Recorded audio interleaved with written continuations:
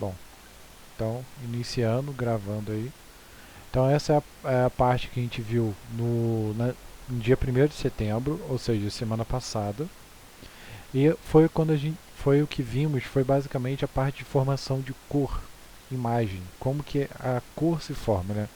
Já vimos como que a imagem se forma, né? Ela vai depender lá do tamanho, da direção, vai depender se ela é direita, se ela é invertida, né? Se ela é maior, menor, e isso a gente vai estudar com mais afinco, né, ao longo aí das aulas, de hoje principalmente. Mas dando uma pequena recapitulada do que a gente viu na última aula, nós vimos que a luz ela é composta em um espectro de cores. Olá Maria, tudo bem? E esse espectro de cores ele é representado das cores que vão do vermelho até o violeta. Então, a cor que a gente enxerga, o branco que a gente enxerga, ele contém todas essas cores. Né? Então, quando a gente enxerga alguma cor, por exemplo, aqui, ó, eu estou vendo a combinação de todas essas cores. Aqui está representado só pelo vermelho, verde e azul. Depois eu vou explicar por que deles. Mas a ideia é basicamente o que? A luz branca, que ela contém todos esses componentes, ela vai bater em uma superfície. Essa superfície ela vai absorver todas as cores, exceto a cor que é natural desse material, dessa superfície, digamos assim. Então, se eu tenho um objeto vermelho, ele vai absorver todas as cores, exceto o vermelho. E aí, o que vai acontecer? Essa cor vermelha vai vir para o meu olho, e aí eu vou começar a formar a minha imagem. Então, o branco ele tem a capacidade de refletir todas as cores. Então, a gente vê aqui que todas as cores estão entrando, todas as cores estão saindo. E o branco tem a capacidade de absorver todas essas cores. Então, como que funciona uma imagem? Como que essa imagem é formada na nossa visão? Inicialmente é como se fosse igual uma pintura. Só que em vez de eu ter uma tela branca, né, onde o pintor vai pintar ela, a gente tem uma tela preta. Então as cores vão chegando e elas vão se depositando ali na nossa pintura. Se não chegar nenhuma cor, então a gente vai ter a sensação que aquilo ali é preto. Então, para o nosso olho ele funciona da seguinte forma. Ele tem sensores ópticos que são responsáveis pela profundidade, que são esses rod-céus, que são os bastonetes, e temos os sensores cônicos, que são responsáveis pelas cores. Então, olhando aqui a figura, a gente vê que o amarelo ele tem maior quantidade. Por quê? Para a gente é muito mais importante saber a profundidade de um objeto do que a cor dele. Ou seja, sabendo a profundidade de um objeto, eu consigo pegar o objeto com a mão, por exemplo. Ou, pensando nos primórdios, né, eu tenho uma presa, né, um alimento, um animal que vai se tornar um alimento, né?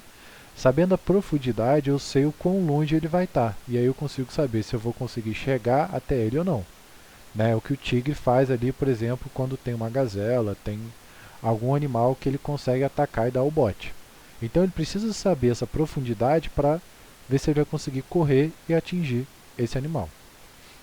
Em teoria, é esse o conceito. As cores, elas facilitam porque a gente permite identificar. Então, por exemplo, em uma mata eu consigo identificar se tem um animal de uma cor diferente ou não. Só que as cores, basicamente, elas são mais trabalhosas.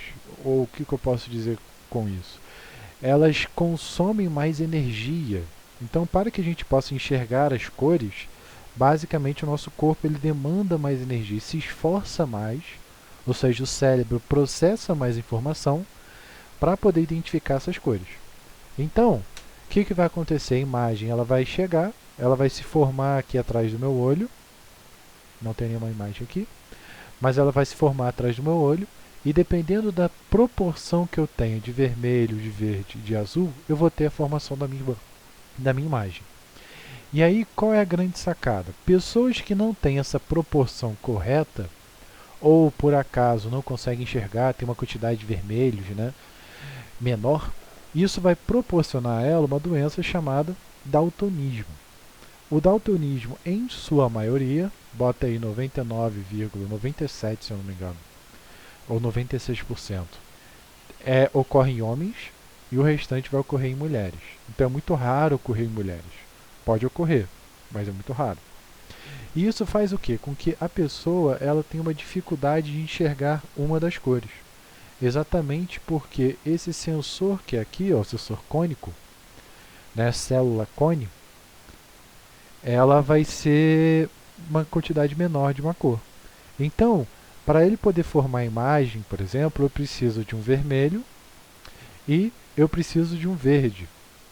Então, combinando, acho que é verde e amarelo. Verde e azul. Verde e azul combinados vão dar o meu amarelo. Então, se eu combino essas cores, eu vou ter meu amarelo. Mas se está faltando, por exemplo, o verde, eu não vou conseguir enxergar muito bem esse amarelo. Então, ó, eu vou ter mais ou menos essas combinações. Então aqui, ó, uma pessoa que tem cegueira por vermelho, ela não vai enxergar o vermelho direito. Então ela vai enxergar uma combinação aqui, ó, de uma tonalidade do amarelo. E aí a gente viu que existem vários testes, como esses aqui, em que qual é o objetivo? Tentar identificar as letras que tem nessas figuras. Ou seja, as letras vão me indicar exatamente se a pessoa apresenta ou não algum daltonismo. Você consegue ler todas elas, Miliana? Tem dificuldade?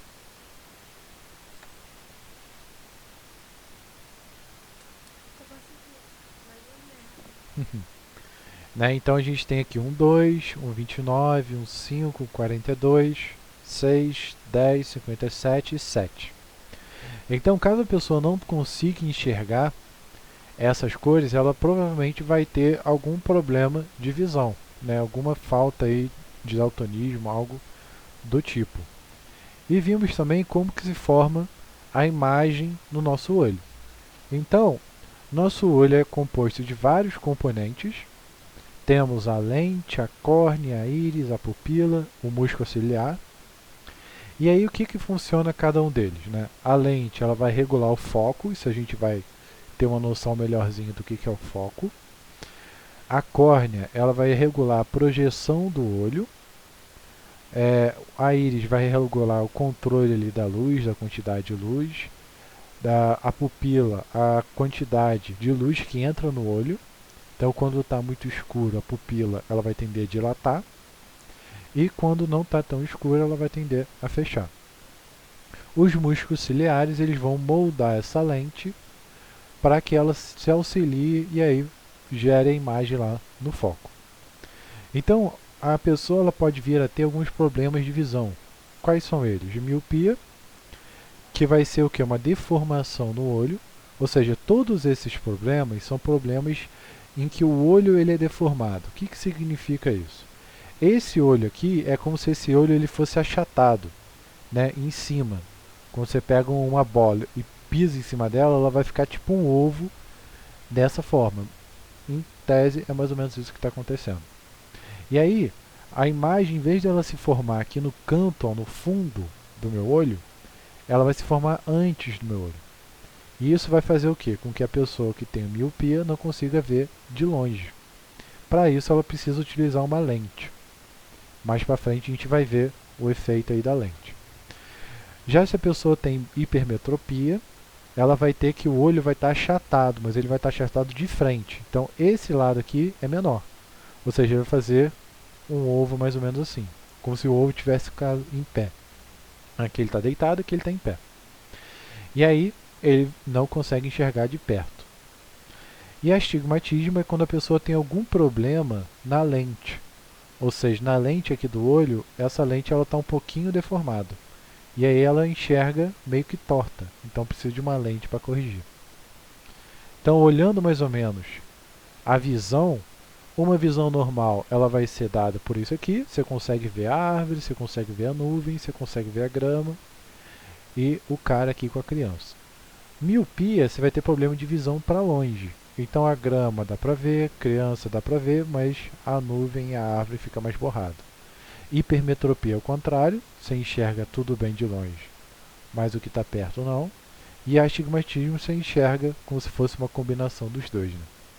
Então por isso que, como eu falei do olho estar achatado, eu não posso ter uma pessoa que seja míope e hipermetropia. Um anula o outro, né? Porque é como se eu estivesse amassando, botando meu ovo, amassando ele para um lado e amassando ele para o outro. Se eu fizer isso, eu vou ter um círculo perfeito que é igual ao olho. Mas o que a pessoa pode ter é o astigmatismo aqui, que é uma deformação dessa córnea. Então esses foram as atividades para poder ver, que ele mostra fazer tipo uns testezinhos legais, depois dá uma olhada com mais calma, bem interessante, rapidinho, coisa de 5 minutos. E aí o que a gente começa a ver, que eu vou trocar aqui,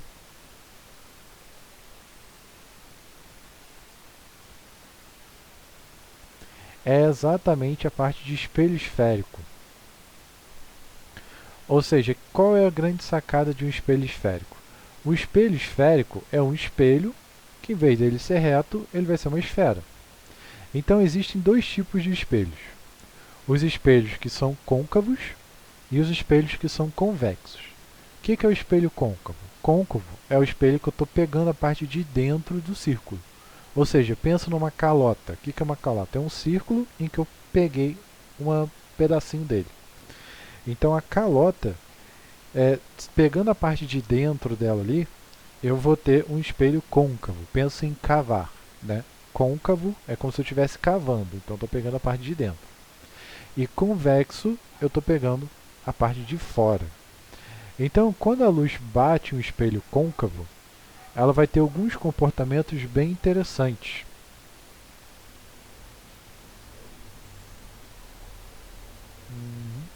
Deixa eu ver aqui. Então, os comportamentos interessantes, ela vai ser dado mais ou menos por essa relação aqui. Todo espelho esférico eu vou ter sempre esses parâmetros. Eu vou ter, deixa eu ver aqui, eu vou ter basicamente o raio de curvatura, afinal isso aqui é um círculo, né? Então isso aqui é como se fosse o centro, o raio desse cara. Eu vou ter o foco. O que é o foco? O foco é o raio de luz. Qualquer raio de luz que passe pelo meu espelho, ele sempre vai bater no foco. É como se fosse um ponto onde a luz é concentrada, né? É onde a luz fica mais forte. Então, quando a gente está mexendo o olho e a gente consegue desfocar o olho, por exemplo, numa câmera, né? Uma câmera, uma foto que não tem foco, significa o quê? Que a imagem ela não está se baseando nesse centro, né? A luz ela não está chegando nesse ponto F, digamos aqui, ó. E aí um exemplo, a gente tem essa imagem aqui, ó.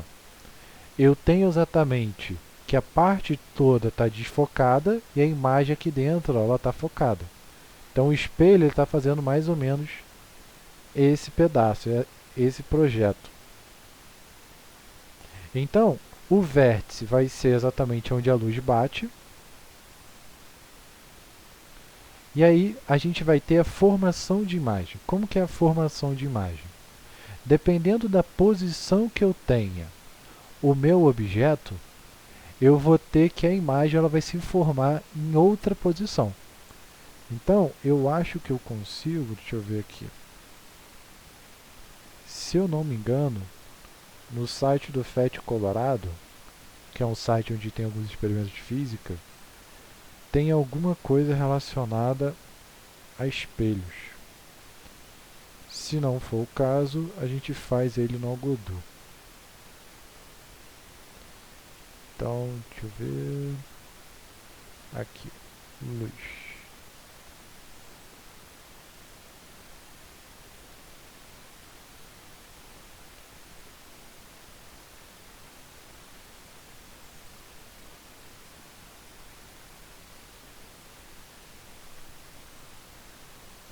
É, mais ou menos esse aqui, ó. Eu acho que não é esse, mas é o que a gente tem. Qualquer coisa eu monto ali rapidinho no...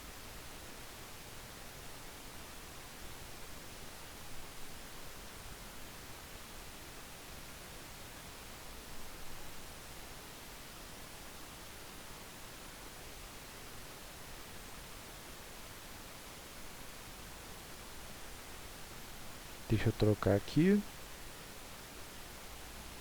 O funcionamento de um espelho para uma lente é igual. É o mesmo conceito, tá?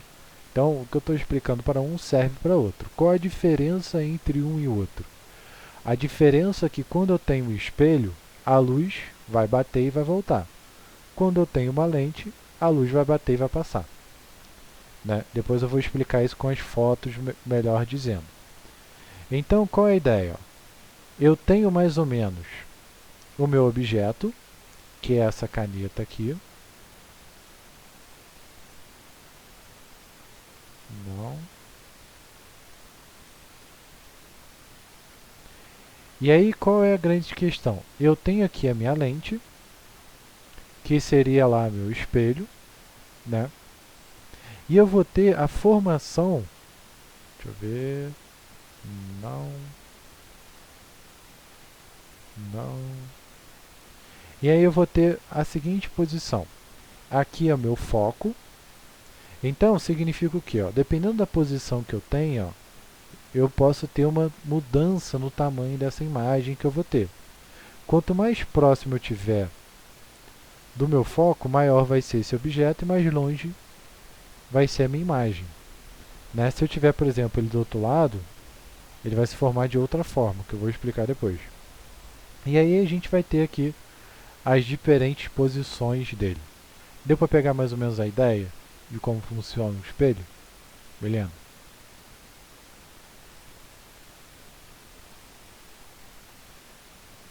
Show de bola. Então deixa eu ver se eu consigo montar algo bem simplesão no Fetch. Rapidinho.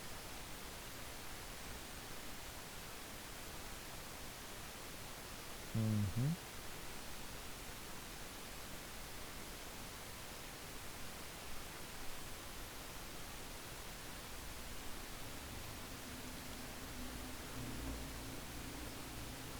Deixa eu até compartilhar para ver se está. Das outras vezes que eu jogava o Gudu ele não mostrava. Ele apenas travava. Que aí dependendo. Eu acho que é o mesmo esquema. Ele não mostra a apresentação. Deixa eu ver se apresentando o outro. Olha lá, mudei o fundo para branco, mas ainda continuo sem ver nada. Infelizmente o Algoduva não vai ser uma opção para compartilhar.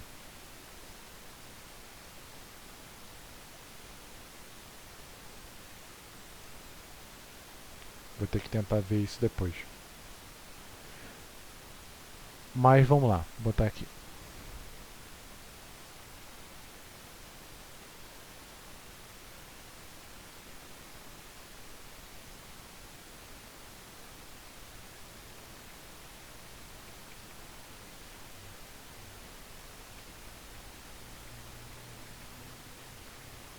Então, basicamente, como que vai funcionar a geração lá de imagens no espelho esférico? Existem algumas regrinhas. Deixa eu ver se eu pego aqui. Ah tá, isso aqui é exercício. Uhum. Então a geração de imagem ela vai ser dada basicamente da seguinte forma.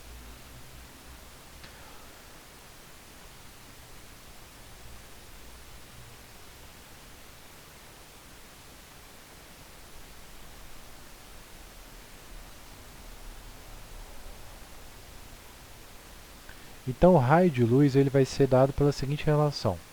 A relação entre a lente e o espelho é igual, só que a única diferença é que a lente, a imagem vai passar, nesse caso a imagem não passa, ou seja, ela vai bater e vai voltar. Então como que funciona? Qualquer raio de luz que passe paralelo ao meu plano, ele vai sempre passar pelo meu vértice, ou desculpa, pelo meu foco. E aí, se eu tiver o efeito contrário, ou seja, se eu tiver um raio de luz passando pelo meu foco, ele vai ser incidido paralelo. Paralelo a quem? Paralelo a esse eixo aqui, ó. Talvez fique até melhor eu escrever aqui, ó.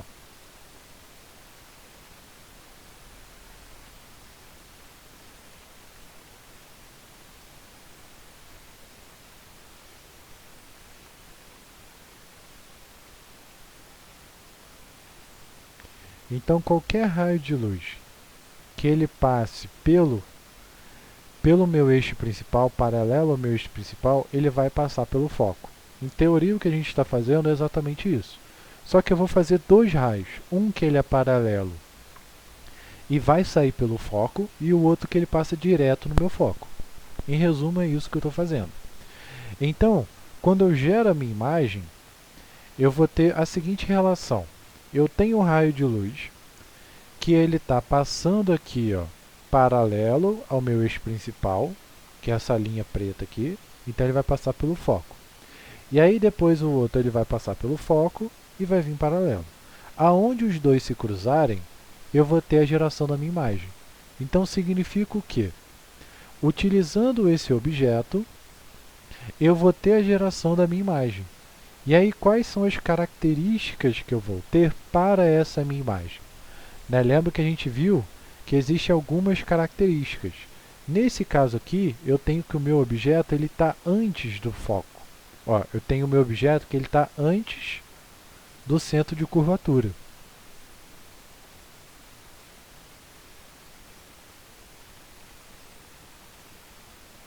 Então, como a gente viu lá no exemplo que eu mostrei, eu estava mexendo a posição dele e a imagem ia mudando também. A mesma coisa vai acontecer aqui. Então, como eu tenho o objeto antes do centro de curvatura, isso vai me gerar uma imagem. Só a gente olhar ali pela figura. Ó. Primeiro passo é o tamanho dela. Olhando pela figura, eu vejo que minha imagem ela é menor. Segundo parâmetro que a gente tem, essa imagem ela é invertida. O que significa invertida? Significa que ela está de cabeça para baixo. E o outro passo é se ela é real ou virtual. Virtual seria se ela aparecesse do outro lado do espelho. Né? Pensa, meu objeto está aqui, então aqui é o mundo real. Do outro lado do espelho seria o meu mundo virtual. Né? Então, como a imagem está gerada desse lado, então eu vou dizer que ela é real. Dica para poder resolver essas questões que é simples. Sempre que aparecer real, eu vou dizer que esse cara é invertido. Isso para espelho esférico, tudo bem? Serve para qualquer coisa, na verdade. Então, sempre que aparecer real, eu vou considerar que a minha imagem ela é invertida. Se aparecer virtual, ou seja, minha imagem é direita, ou seja, ela é em pé, bonitinha. Dúvidas, Milena? Alguma pergunta? Deu para entender mais ou menos? Show. E aí, o que a gente vai ver hoje? Exatamente essas diferentes posições. Então, o que eu tenho? Eu tenho que o meu objeto ele pode ser antes do centro de curvatura, ele pode ser em cima do centro de curvatura, entre o centro de curvatura e o foco, em cima do foco, entre o foco e o vértice. Ou seja, essas são todas as posições possíveis que esse cara vai ter. Afinal, são as posições importantes que a gente tem aqui no espelho esférico. Então, a outra imagem que a gente vai ter é exatamente desse objeto em cima do meu centro de curvatura. Então, quando eu tenho o meu objeto no centro de curvatura, o que eu vou ter agora com a minha imagem? Eu vou ter que ela vai ser igual, repare que o tamanho dela é igual, né? Ó, mesmo tamanho. Vai continuar sendo invertida, porque a setinha está para baixo, e vai continuar sendo real. Mesmo parâmetro. Tudo bem? Dúvidas? Tranquilo? E aí, o próximo que a gente tem é quando ele está entre o foco e o vértice. E aí, repara, esse cara aqui, ó, entre o foco e o vértice, é exatamente o oposto que esse aqui. Ó.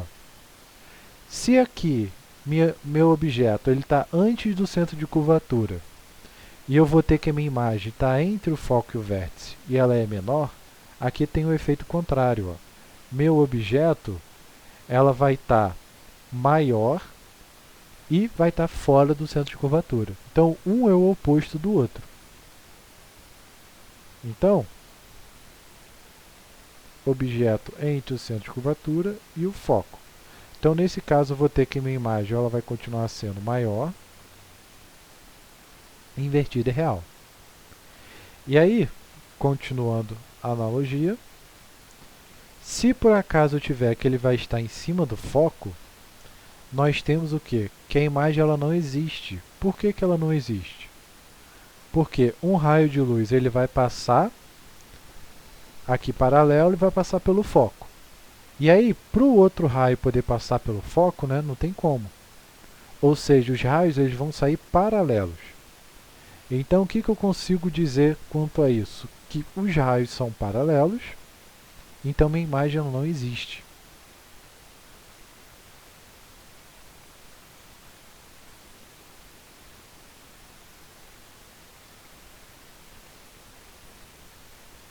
E aí, a gente vai ter exatamente o efeito contrário. O que é o efeito contrário? Quando o meu objeto está depois do foco, aqui ele está errado. Mas não tem como. Então, quando o meu objeto está depois do foco, vou até consertar um pouquinho. Vou jogar no Paint mesmo.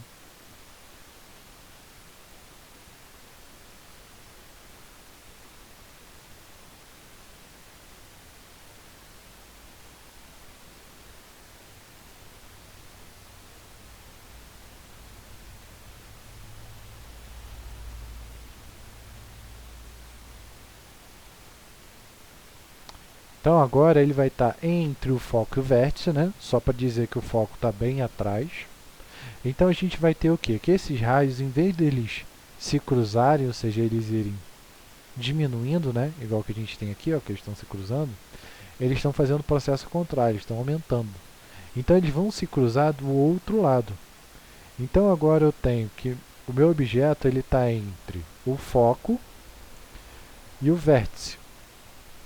Ou seja, ele está entre um e outro. E aí o que eu consigo observar? Eu consigo observar que a minha imagem ela é maior. E aí repara que ela vai ser direita. Por que direita? Porque ela está em pé. Então ela vai ser... Deixa eu só ver a analogia. Tá. Então aqui ela vai ser direita. E como a gente viu, se ela é direita, ela é virtual. O que significa virtual? Eu tenho o meu espelho. Desse lado é o mundo real. Do outro lado do espelho não existe, então é o meu mundo virtual. Então minha imagem vai ser gerada do outro lado do meu espelho, do mundo virtual.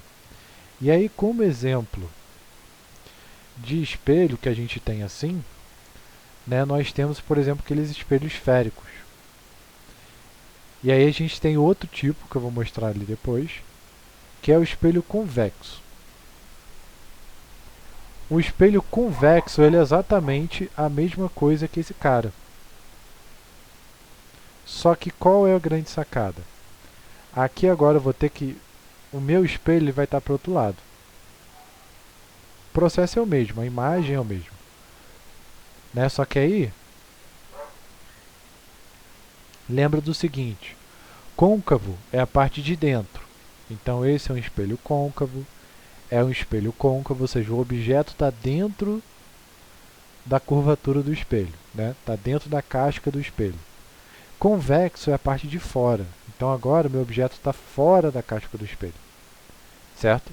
E para o caso de um espelho convexo, existe uma única posição, que é exatamente essa aqui. Ó. Igual a outra, se eu tenho um objeto que está dentro do espelho e ele me gera uma imagem que está maior, fora do espelho, então aqui eu vou ter o mesmo processo. Se eu tenho um objeto fora do espelho, isso vai me gerar o quê? Uma imagem que ela é menor, direita e virtual. Tudo bem? Alguma pergunta?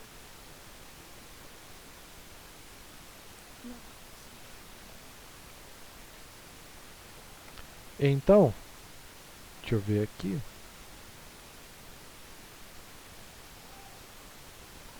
A gente tem aqui alguns exemplos.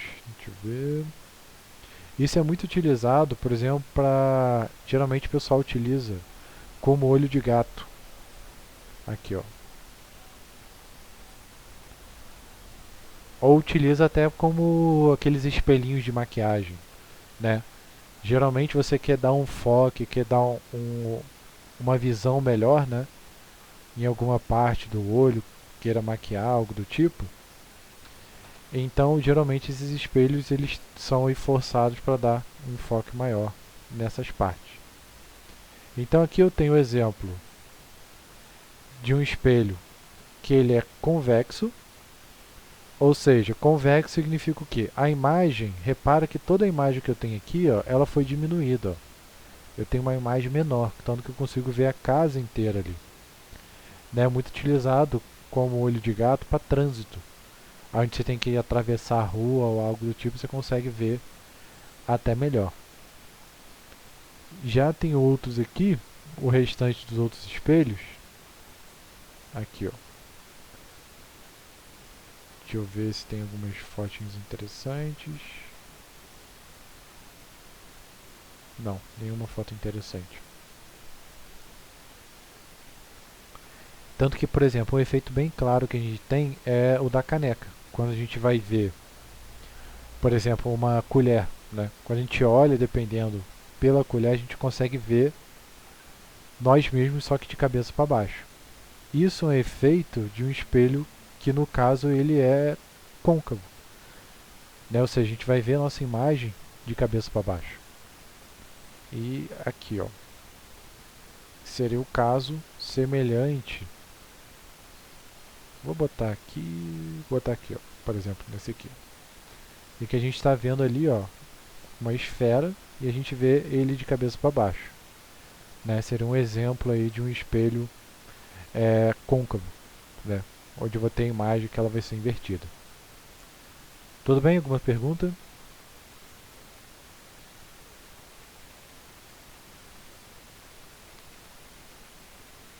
Show. E aí o que acontece? A gente consegue calcular exatamente se a imagem ela vai ser maior, se a imagem vai ser menor, através de algumas relações que eu estou tentando achar aqui. Ah, aqui tem umas fotinhas interessantes. Uhum. Então, referentes aqui ao espelho que a gente acabou de ver, só como prelúdio, algumas fotinhas interessantes. O espelho, então, ele vai ser exatamente isso aqui, ó. Eu vou pegar e vou tirar uma calota desse espelho. Ou seja, eu vou tirar um pedaço. Basicamente é assim que funciona o espelho. E aí eu vou ter exatamente aquela relação que eu havia falado para você.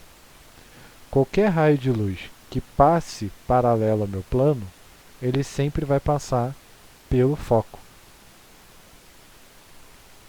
E o mesmo acontece para o outro lado. Então, aqui eu vou ter o mesmo efeito. Ou seja, o raio ele vai ser refletido, só que se eu continuasse seguindo essa linha aqui, ó, ela chegaria no meu foco. Uhum. Então vamos lá. Então, para a gente poder calcular essas distâncias do espelho,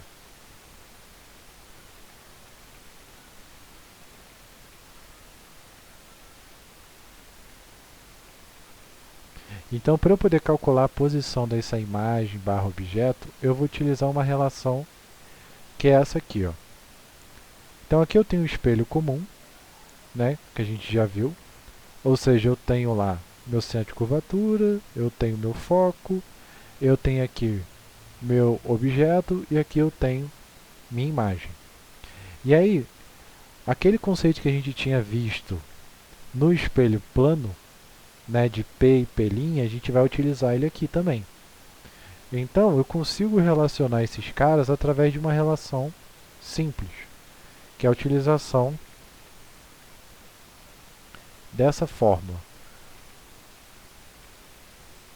Opa.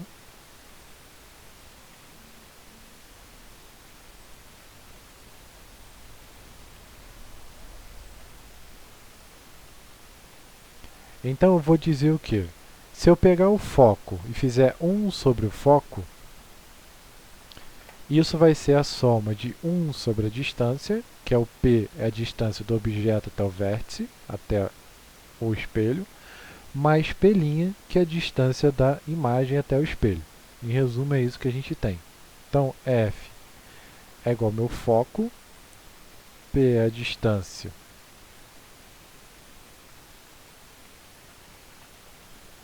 opa,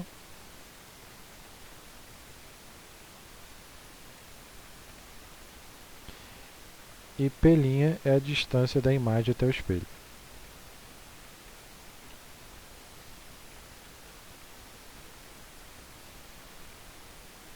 Em resumo, é essa relação aqui que a gente utiliza. Existe outra relação também com relação ao tamanho do meu objeto, que aí a gente utiliza a relação que a gente já viu antes, né? I sobre O é igual a menos P' sobre P. O menos, para que serve o sinal de menos? O sinal de menos ele serve só para a gente poder identificar se o meu objeto está de cabeça para cima ou cabeça para baixo. Em resumo, é isso que serve ele. Então, I é meu tamanho do meu objeto e O é o tamanho da... Desculpa, I é o tamanho da minha imagem e o O é o tamanho do objeto. Tudo bem? Alguma pergunta? Dúvidas?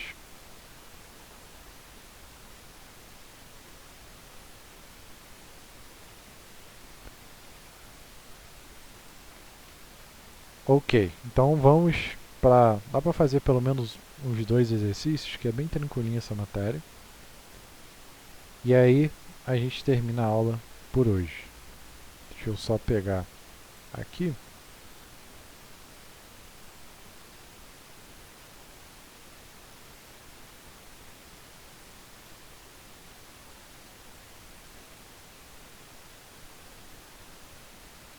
Então esse é um exercício. Pegar outro aqui.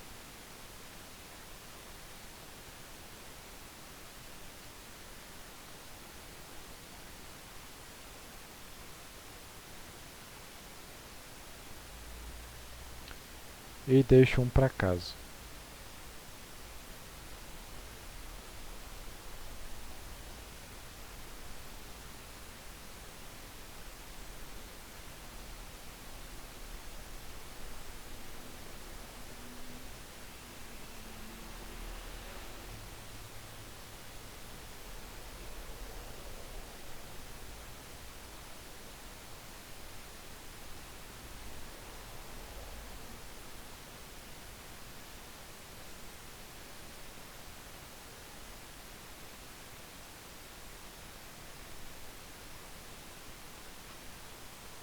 Pronto. Então vamos lá. Então a primeira questãozinha ele diz o seguinte. Certo espelho esférico côncavo apresenta raio de curvatura igual a 0,5. A distância focal do espelho em centímetros é. Então aqui é uma questão bem simples, eu acabei nem mostrando aqui nas outras fórmulas. Mas o que a gente tem? O centro de curvatura ele vai ser sempre 2 vezes o meu foco. Então até botar aqui, C é igual a 2F. Ou seja,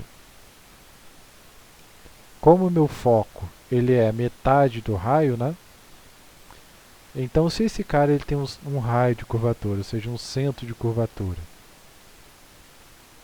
que é de 0,5 metros, ou seja, 50 centímetros, o meu raio vai ser metade desse cara. Então esse valor vai ser aí 2F. Então deixa eu tirar aqui.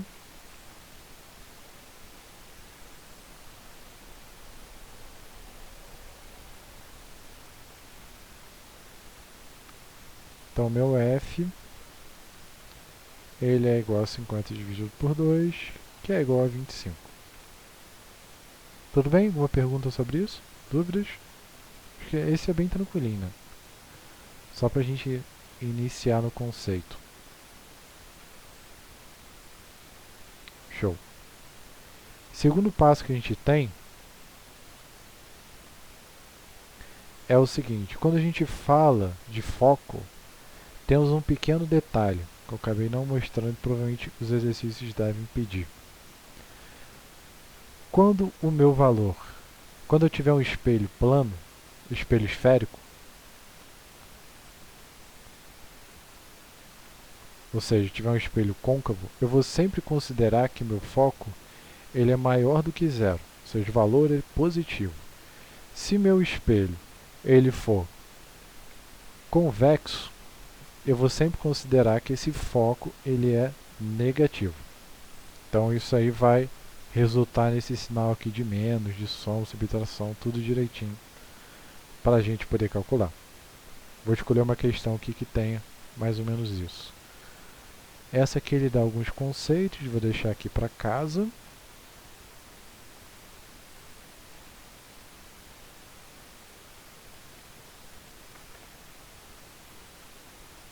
Vamos ver se tem alguma de conta.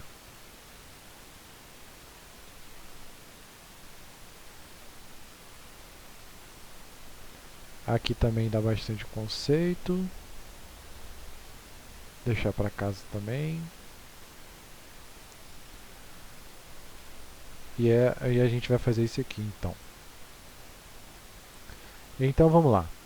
Um espelho esférico côncavo conjura uma imagem real de um objeto que é colocado a 20 cm do espelho. Sabendo que a distância focal do espelho é de 10, determine a distância da imagem formada até o objeto. Então aqui é um exercício que é um pouquinho mais chatinho de resolver, mas não é tão complicado. Vamos pegar o conceito. Então se ele falou que é um espelho côncavo,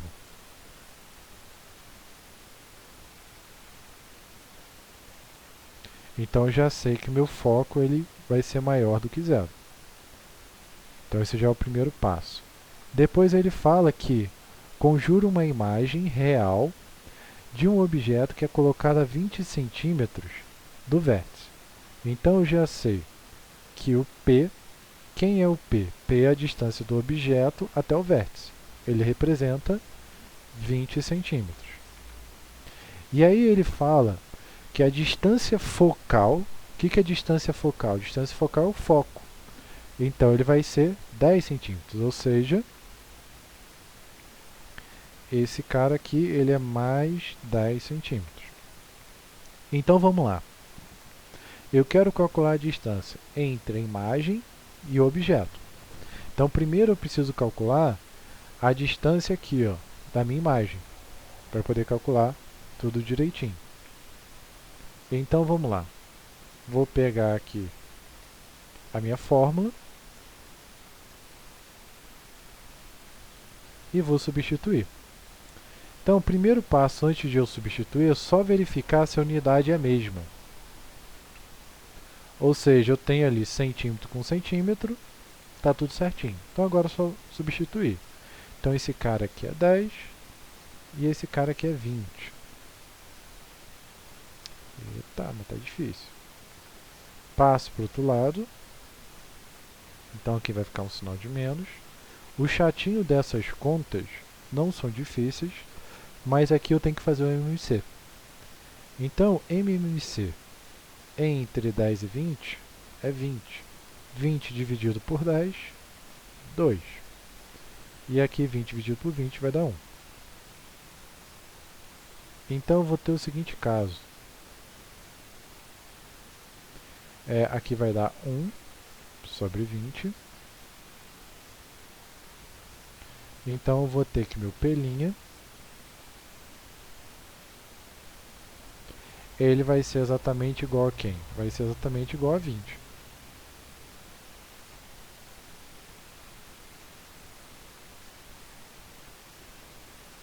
Beleza. Agora eu preciso analisar aonde esse cara vai estar, para poder calcular a distância do objeto até a imagem. Então repara, eu tenho o objeto que ele vai estar com um foco de 10 centímetros e aí ele está posicionado em 2 vezes o foco. Então ele está posicionado em cima de onde? Em cima do meu centro de curvatura, né? Ou meu raio de curvatura. Então eu vou ter qual das posições que a gente viu? A gente vai ter exatamente essa posição aqui, ó. Né? Afinal, ele fala que é um objeto real. Se é um objeto real, ele está do mesmo lado do espelho. Então, a distância entre o objeto até a imagem é exatamente zero, né? Por quê? Porque ambos estão na mesma medida. Ou seja, meu P é igual ao meu P'.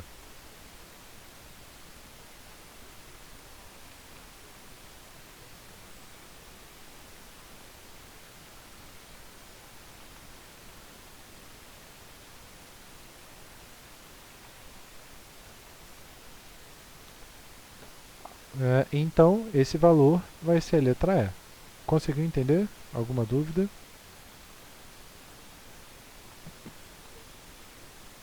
Então, um pequeno detalhezinho é se atentar a essa posição que ele vai falar. Ou seja, se ele falar aqui, ó, aqui ele fala, tá, aqui, ó, uma imagem real.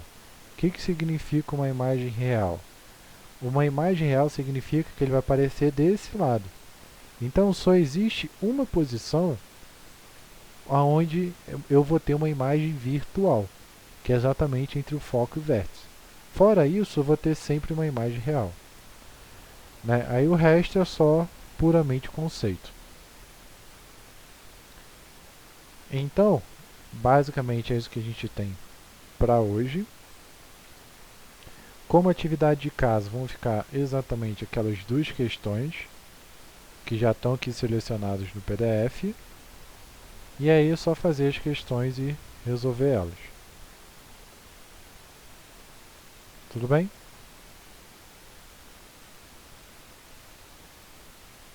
Show. Então, tenta ver